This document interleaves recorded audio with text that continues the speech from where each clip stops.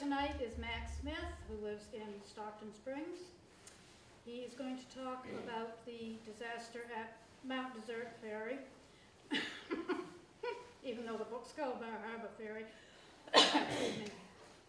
The anniversary of that disaster is 124 years from this Sunday, and it was on a Sunday. So it's very appropriate that Matt comes tonight and speaks. Thank you, Matt. For being Thank you, here. Charlene.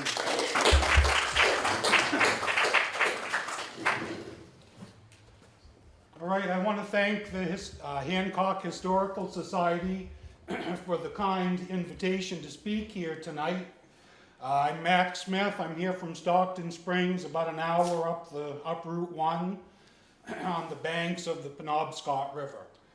And I'm here to talk about my fifth book, Disaster at the Bar Harbor Ferry. The original title was Disaster at Mount Desert Ferry. But the editors, point being, this is my fifth book. It's published through Down East Books, associated with the same good people who bring us Down East magazine.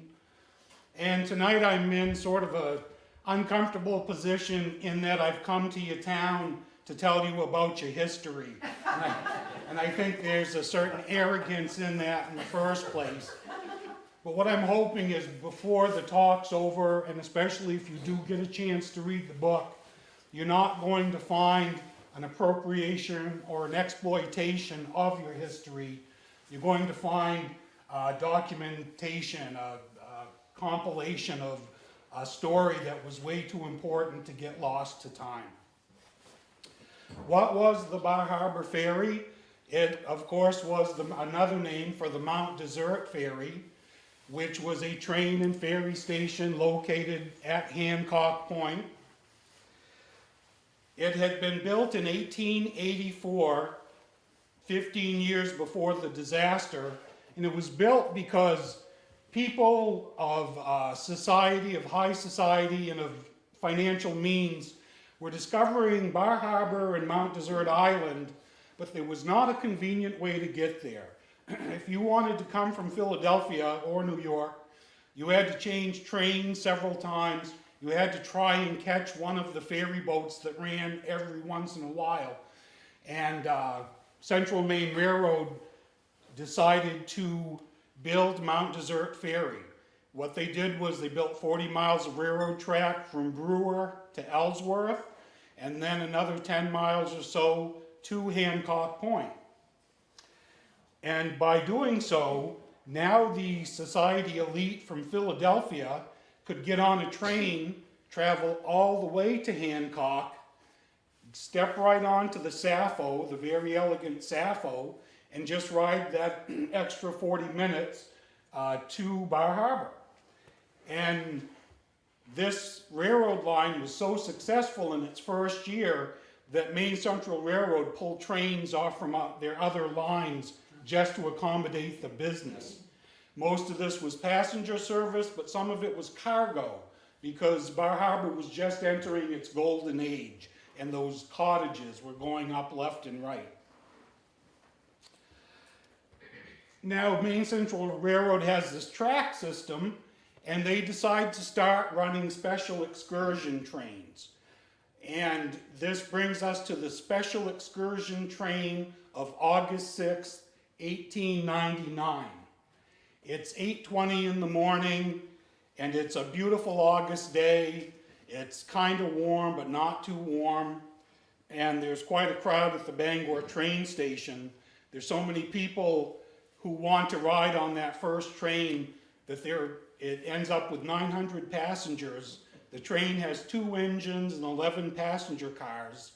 And when that train leaves the station, people are so excited and it's so crowded, they're hanging out the doors and windows, literally. Why are they so excited? This is not just a special excursion. This is special on special on special. This day, the ships from the North Atlantic Fleet are due to arrive in Bar Harbor. This was an annual tradition. The ships would go to the different coastal resorts and spend a week there. And people could come aboard, see the ships, meet the people.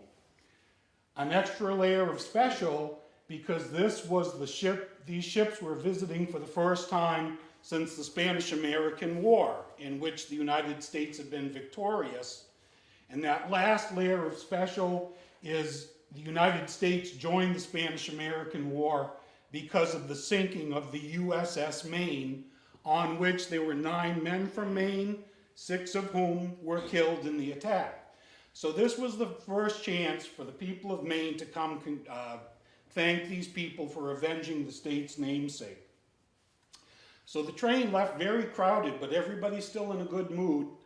It stops in Ellsworth, and another 400 people are put aboard this very crowded train. And the mood's still good, but by now the train's running late, and there's a rumor going around the train, which later turns out to be true, that the Sappho, even though it has a lot of capacity for people, is not going to have enough for this crowd on the train.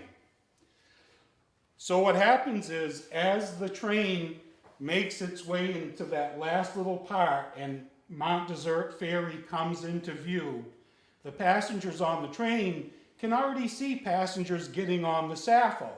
And these are the folks who are staying at the Bluffs Hotel right there. And of course, combined with the excitement and the rumor, before the train has even come to a stop, people are already jumping off it and getting on that gangplank. Now, the setup of the wharf is important. As you might probably know, the wharf didn't go out in the water like most wharves. It followed the shore. For that reason, even before the train was stopped or when it was stopped, the gangplank's right there. I mean, it's so tempting. And so what happens is immediately they're going on the normal way, but other people are getting on the side of the gangplank and jumping on, but everybody's pushing and crowding because they want to be on that first trip. Now what happens is the tide was exceptionally high that day, and the gangplank was at quite an incline. For that reason, people were not getting on the ship nearly as fast as they were being pushed onto the gangplank.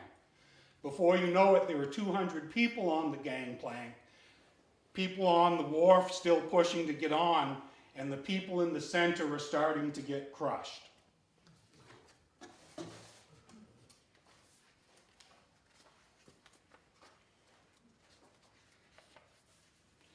Suddenly from the gangplank came a slight quiver, and then the harrowing sound of grinding timbers. Quote, all at once it seemed to me as though the slip was settling beneath my feet, and it seemed slow at first, and I scarcely thought anything of it, said Mr. Williams, who was on the gangplank at the time. A second later, there was a loud sound that rang throughout Mount Desert Ferry, a snap, like the breaking of a chain, but very loud, like the firing of a cannon. Witnesses described that the sound was followed by a woman's scream, quote, for God's sake, give way, the slip is breaking. Now, of course, the gangplank breaks. It doesn't break right in the middle, it breaks closer to the side of the Sappho. For that reason, the folks on that side go into the water first. The people on the longer end have a few more seconds, but then they're piled in right on top of the first group of people. And again, the setup of the wharf is important because the wharf is like this, and then the Sappho was parallel to it, and then there's 2 sets of wooden fingers that come out from the wharf, which the Sappho was setting on. So these 200 people that have just fallen into the water are now penned into a very small area, and they're fighting for their lives, literally. And for the people immediately around that pen, they freeze for almost a solid minute. They're frozen in shock. And the people in the pen are screaming. And the people in the back of the crowd still getting off the train can hear the screaming. They think it's part of the fun.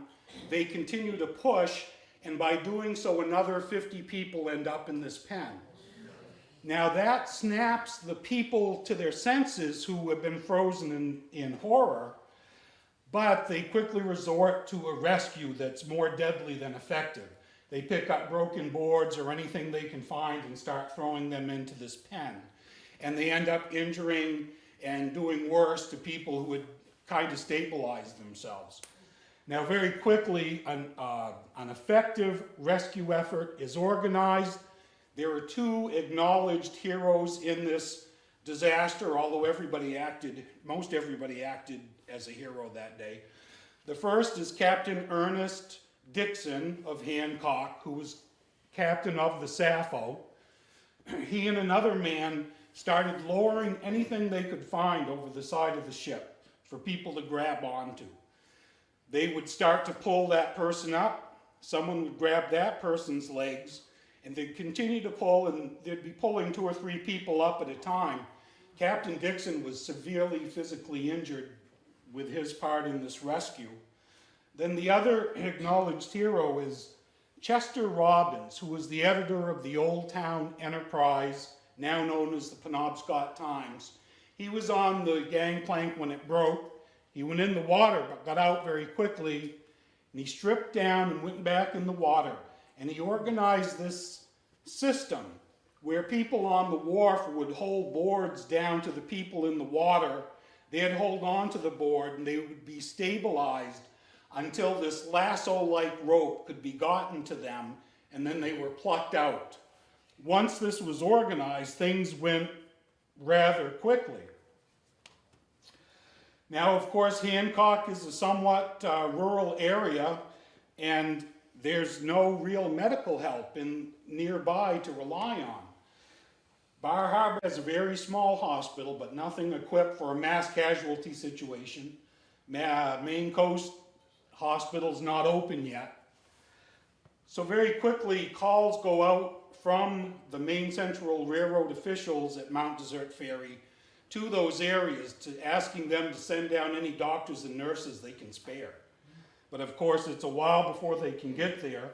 There's a special train organized from Bangor with doctors and nurses from what is now Eastern Maine Medical Center, and they are supposed to stop at Ellsworth and pick up the doctors and nurses assembled there, but in the confusion, the train just passes by and leaves them at the station. So what happens is, these people at Mount Desert Ferry have to save their own lives, and they do. The people pulled out of the water basically fell into 3 categories of people. Your first category were people who were dead or near dead with water in their lungs. The CPR at the time was the barrel rolling method. Somebody would grab the person by the legs, another by the arms, and they would roll that person's chest over a barrel. And water would come out, hopefully, and they were able to save a number of people this way. The second group of people had gone in the water, had gotten out, were frozen because the water was still very cold, even though it's August, and they were in shock, but they had no physical injury. They were taken to the Bluffs Hotel, which again was right there. And of course, the Bluffs was known for its Sunday afternoon dinner. And the kitchen staff cleared all the food off the stoves and started heating water for stimulating warm drinks, such as ginger tea. The proprietor of the hotel, gave permission for hard liquor to be dispensed, this being a Sunday. And so basically, that group of survivors were taken to the basement, allowed to warm up, change clothes. Then the third group was like the second group, cold, in shock, but with a physical injury. And what you see is the guests of the Bluffs organized themselves into an impromptu hotel right there at Hancock Point. And basically the men report to the wharf immediately to help with the rescue effort. The women start collecting clothes and blankets, anything they can get for the survivors. The guests all give up their rooms, and the place is turned into a temporary hospital. After about an hour after the gangplank broke, the Sappho, everybody's been pulled out of the pen, and the Sappho was able to continue its trip to Bar Harbor. Over in Bar Harbor, the Sappho's running late, and there's a large crowd at that wharf. No one knows why it's running late. And of course, you have a lot of families and parties that are going to reunite to go visit all the warships and everything.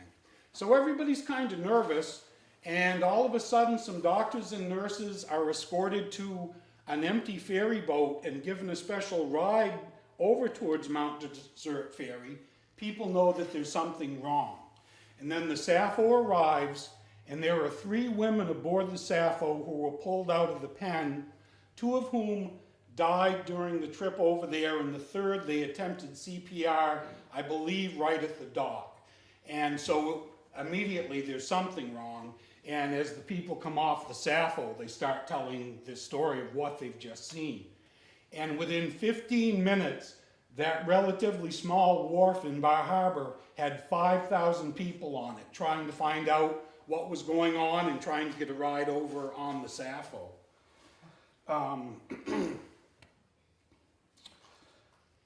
And of course, what happens is the exit from the train was so chaotic that a lot of people were separated. And for the first hours, the list of missing was huge because there was no instant communication. People basically had to shuffle back and forth on the Sappho and just find their people to know if they were missing because they went to Bar Harbor or were they in the freight shed with the 20 people, the 20 who didn't make it. So that evening, a special train comes down from Bangor. It's carrying 17 caskets, and for the next 4 hours, the bodies which had been accumulated in the freight house were loaded onto the caskets were loaded onto the train. Separate accommodations were made for the 3 women who had made it to Bar Harbor, whose bodies were there. And then this train arrives in Bangor at midnight, and the bodies are going to go to the local undertakers where they're going to be prepared and sent to their final destination. The crowd is so immense in Bangor and so emotional that a special contingent of police have to be called out to keep the peace there. All right, time check, we're doing good. What happens in this disaster, and it's cold to say, but it was a very efficient disaster. It happened Sunday morning about 11, and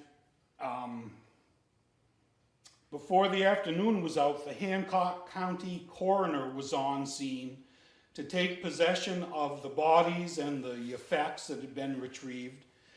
By the evening, he had impaneled 6 men from Hancock to serve as the jurors on the coroner inquest. And the coroner's inquest started the very next morning. And this was a very informal proceeding compared to what we see today. Everything was above board, but just very informal. For example, the proceedings were held in a cottage on the grounds of the Bluffs. One of the summer people donated the cottage. As the proceedings went on, he started to ask questions, and somebody objected and said he has no standing, but the coroner said, no, that's fine, let him ask some questions. And it was informal like that. At lunch, these 6 men go down to the wharf. They simply look at the broken gangplank, and they take a piece of wood and they bring it back to the cottage, and an argument ensues over, is that wood fir or spruce? Because the easy explanation for this happening would have been Central Maine Railroad just used a cheaper wood. But that wasn't it. It turned out to be the better quality of wood. And that wouldn't have made sense anyway, because even if the wood was inferior, this gangplank had a metal cradle on it, 3 long rods that went from end to end, screwed into the ends, metal rails that came up. So if anything had broken, it shouldn't have broken in half. And it had just been rebuilt 2 months before. So people were looking for an easy answer, but there didn't seem to be one. The other easy answer was the behavior of the crowd that morning, because it was so unruly and crowded on that gangplank But again, the gangplank should have stood up. So, and I don't know if people here know the reason for the gangplank breaking or not, but what I do with all my book talks is I say the real reason for that gangplank breaking and the disaster is on page 130 of this book. I'm not going to tell you what it is, but when you read it, it's going to break your heart because it was entirely preventable and it's discouraging to say the least. So what happens is by the end of that first day, they know the cause. The second day, they basically wrap things up, and by noontime, they've announced their verdict and the coroner's inquest is over. Also that same day were the majority of the funerals of the 20 people who died.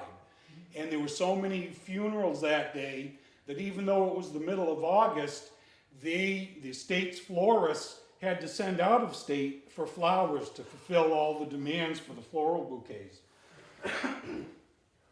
And what I've done in this book, there's a few paragraphs for each of the 20 people who died, as much information as I could find.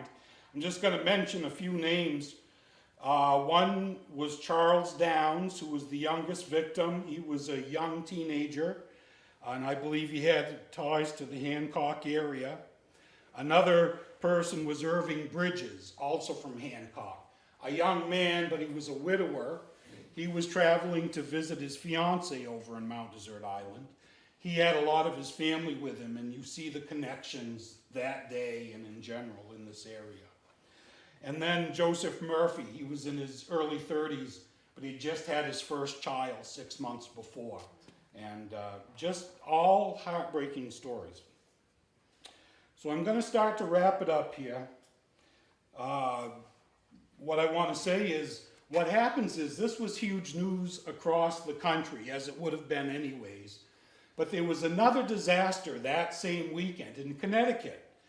And basically a motorized rail car in the suburbs was going down a hill, and when it got to the trestle, it derailed. But it stayed on the trestle to about the middle. It flipped upside down, fell several feet into a gully filled with mud. So it was another gory accident. What you see in the newspapers, the headlines combine the death tolls. It would say, weekend accidents kill 50. Then it would be the Mount Desert Ferry story. Then it would be the Connecticut story. There's discussion of the lawsuits that came out of this. They tell you that you can't put a price on human life. You can. It was $3,000 in 1899 terms. The state, the law had basically a chart for loss of life, loss of arm, loss of leg. And there was one lawsuit in particular. The jury gives the family of Delia Oakes the $3,000. Delia was a successful milliner in Bangor. She made hats, but she wasn't comfortable.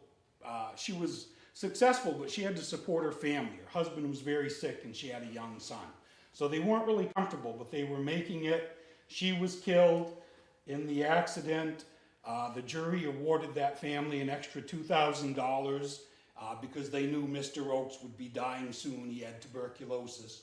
And the Maine Central Railroad appealed and got that $2,000 back from the Oakes family.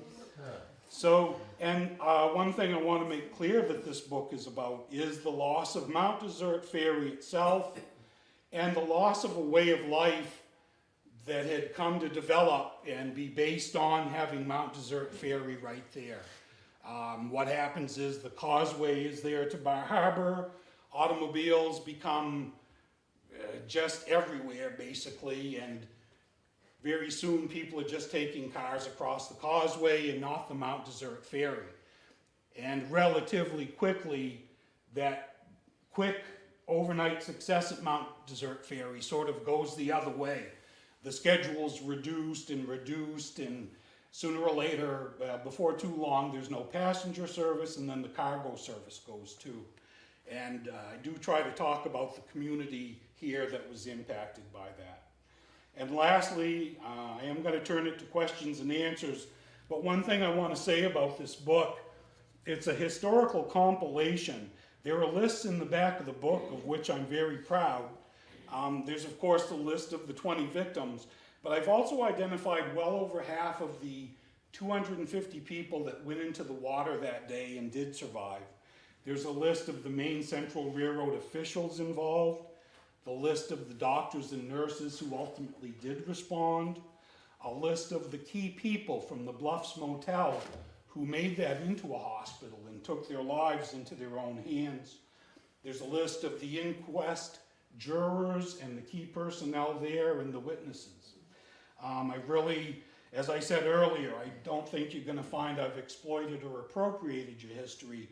I've really tried to preserve it, and I think that's what you're going to find in this book. I hope that's what you find in this book.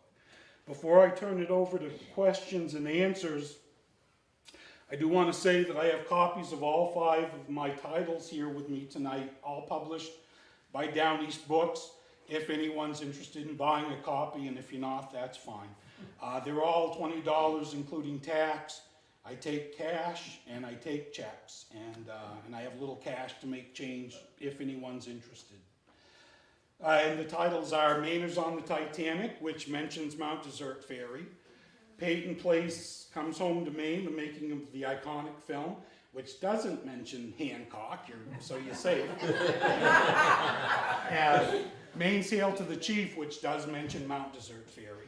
Siege at the State House, which is the true story of an election fraud and ballot tampering in the late 1800s, which resulted in the occupation of the Maine State House, which was solved by General Joshua Chamberlain, who by then was retired.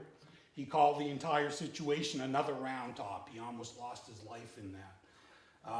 Hancock's not mentioned by name, but if you were part of the representative district that the town of Sullivan was in 1879, you had your vote was stolen. It was returned about 4 months later, but a fraudulent elector went into that seat, as did many seats. And then lastly is disaster at the Bar Harbor Ferry. And that's really all I want to end it by. Actually, this is a perfect place. I've always wanted to tell the story of this book might not have been completed if it wasn't for Sandy Phippen. When I'd gotten a fair amount of research done, and I contacted Sandy as president of the Historical Society, and he invited me down. Well, this was during COVID, before there was a vaccine, and I hadn't left the house. And I said, is this book really worth dying for? But it turned out nice, but I'm going to tell the story. I go to Sandy's, and I have my clipboard and all my questions and my areas that I want to discuss. And I'm sitting at his kitchen table, and for about 45 minutes, he's telling me stories about his career. And I have to say, especially in retrospect, all gems in my treasure chest. I would never trade that 45 minutes or that entire visit for anything. But what happened was, I'm loving it, but I'm saying, oh, I don't know if I'm going to get the information I need for this book. And but after about 45 minutes, he says, you know what, let me go dress my feet, and we'll hop in the car.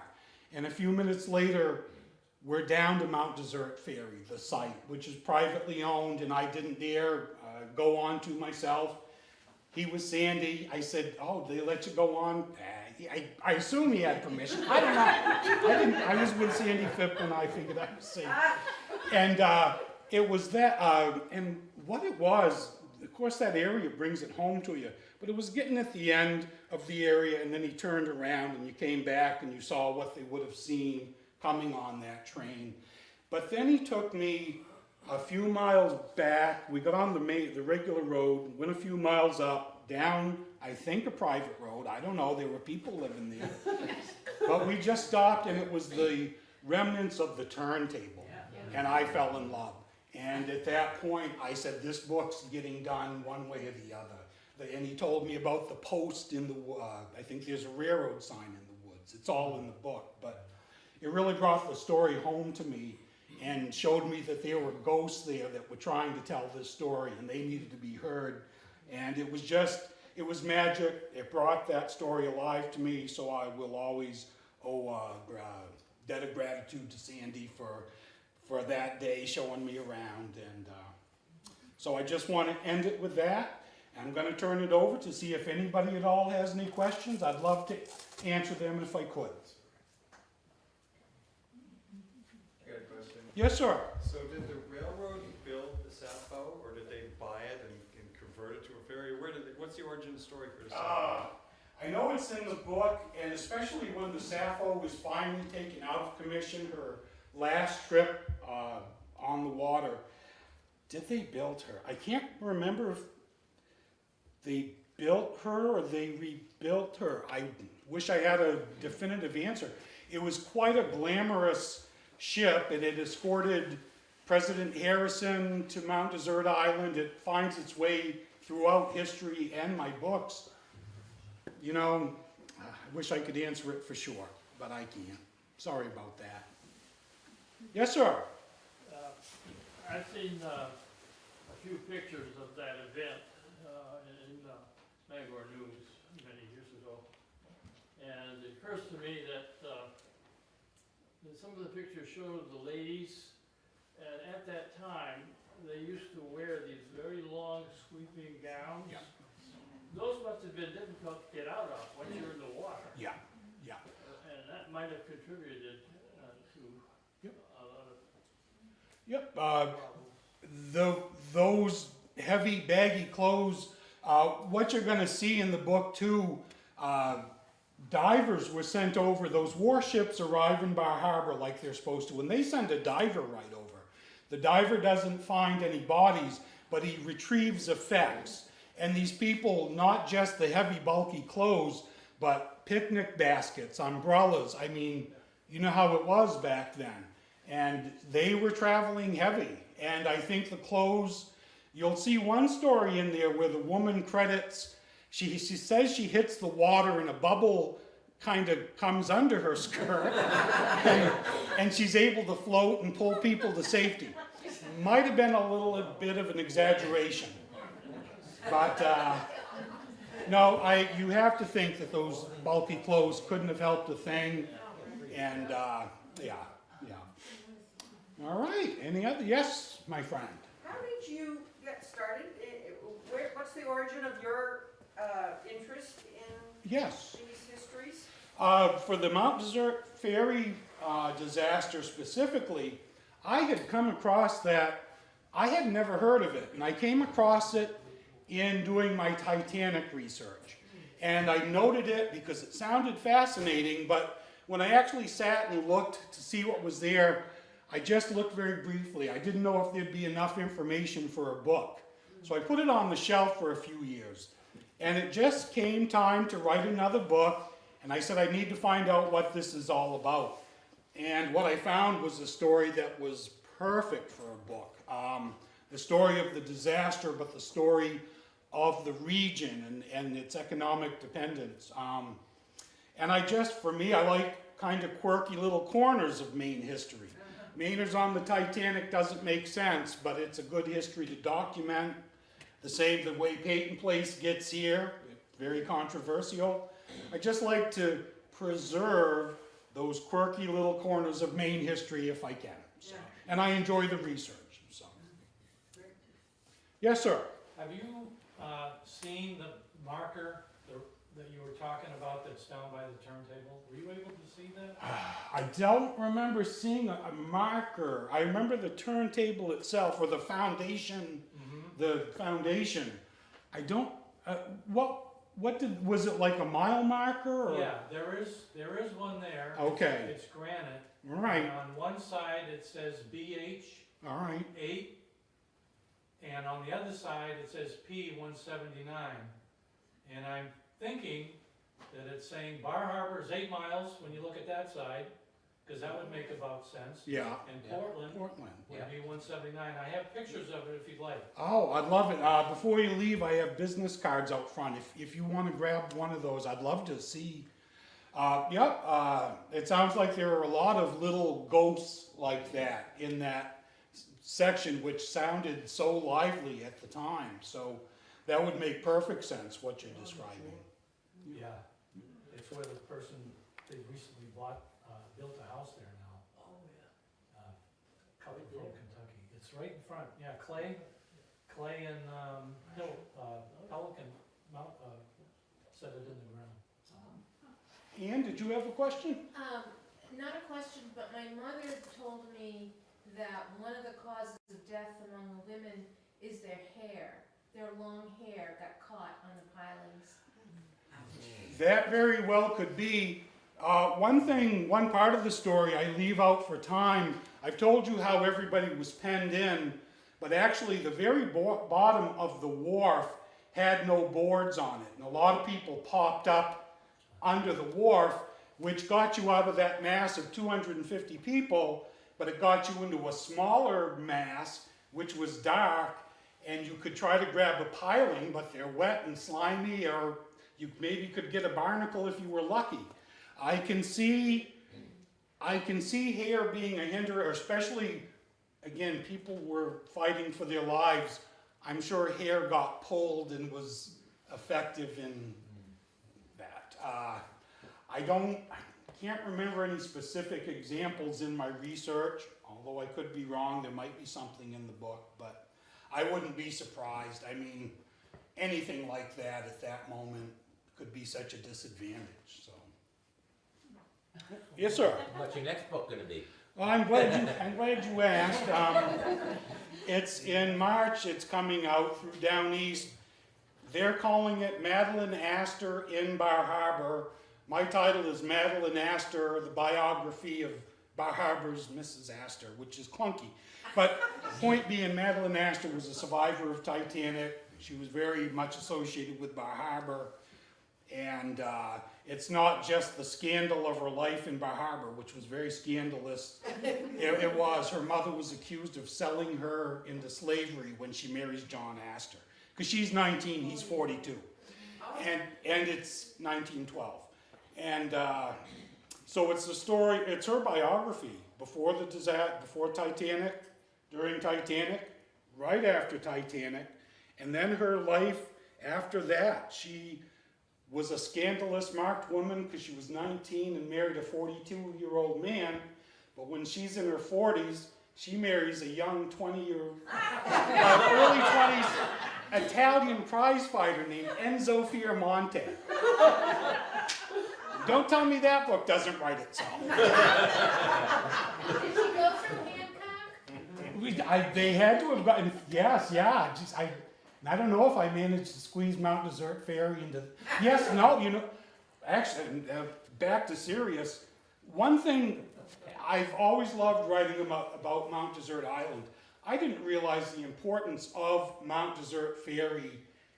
There wouldn't be the golden age of Bar Harbor if it wasn't for Mount Desert Ferry. I think that's one thing I try to get across in this. So when I was putting together Madeline Astor's biography, I've been able to put this into context of how, if it wasn't for this, the golden age wouldn't have happened. So this actually, to the extent I'm writing about the golden age of Bar Harbor, this is essential. This is essential now. So, and I saw a few hands go up back there. Right, so I'm sure you cite all your sources in the book, and I'll look at them, but what were your main sources? Basically newspapers. I love to go to the newspapers at the time, and from there I'll winnow it down. I did look at some vital records for some of the victims of this disaster. Primarily that, talking to Sandy Phippen, and I stole from the best. I stole from Ann Pomeroy. Sandy gave me a section of the history of Hancock, and I generously took from that, and I cited in there. Yeah. But I've tried to. You see some local names, some of the crews that worked down at Mount Desert Ferry. So yeah, I try for my resources to be as primary as possible. I don't like to depend on someone else's interpretation, But with this disaster, there isn't much more than primary resources because it's never been examined really, not deeply. So, You talked about the decline of the use of the ferry after, when was the causeway built? I think the causeway, if I can tell correctly, there was always some rudimentary thing there that would kind of take, well, I don't know, it sounded not for the masses. And I think it was the early 30s is when I narrow it. It seems like it was modernized or improved, and you're going to read in there the people of Mount Desert Ferry and Bar Harbor plead with Maine Central Railroad, don't close this down. And they say, we'll do what we can, but we're starting to lose money, and it was dollars and cents. But I can take it to the early 1930s. And like I said, cargo kind of lingered for a few years, but it was very apparent. Take a truck to the Ellsworth train station and take the causeway. And to me, it was the loss of a way of life. I mean, a lot of these areas had the elegant hotel and the railroad station, and Sunday you want brunch, let's travel to the bluffs. I mean, and watch the scenery as you go and come back. So quite a way of life lost with all that. Yes, Sean? You mentioned vital records. Did you find death records for the people who, where did you find them? Most of those, I think I was on Ancestry.com at the time. I found quite a few there, and I did look up vital records for all 20 people who were lost. I talk about the youngest victim, Willie Downs. I had trouble finding records on him.